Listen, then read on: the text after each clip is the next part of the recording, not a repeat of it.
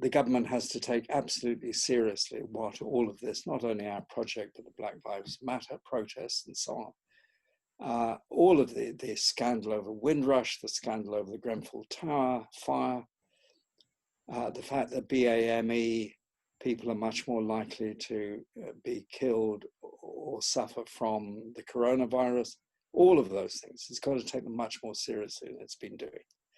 And its appointment of a commission to investigate, headed by somebody who doesn't believe in institutionalized racism, seems to me, frankly, scandalous, especially given that David Lammy had already signaled in his reports some of the things that needed to be done. So I think the government has to do serious work and put serious resources into addressing those issues of inequalities.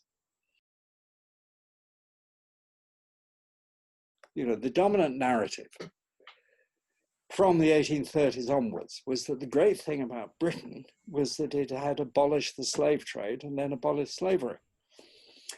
And this wasn't just a narrative being told about Britain at that time.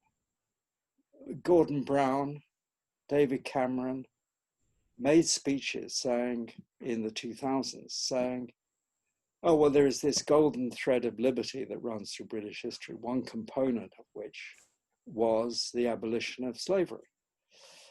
Fine, except he didn't, neither of them actually mentioned that behind that was 200 years of slavery. You know, it's,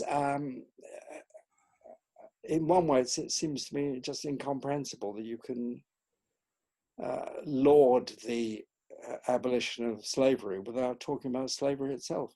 But that's what has happened. It's very difficult to see how these things will pan out. There are a lot of statements coming from companies about regret, what the Church of England is regretting, and so on.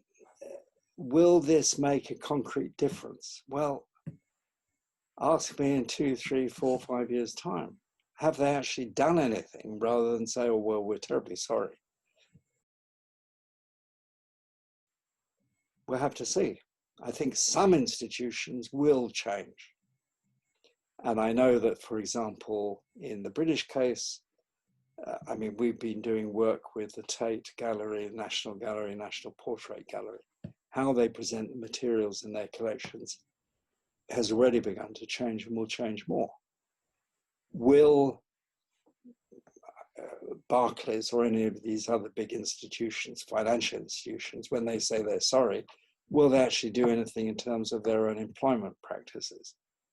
Will they do anything in terms of funding public educational projects? We'll see. I'm not entirely optimistic.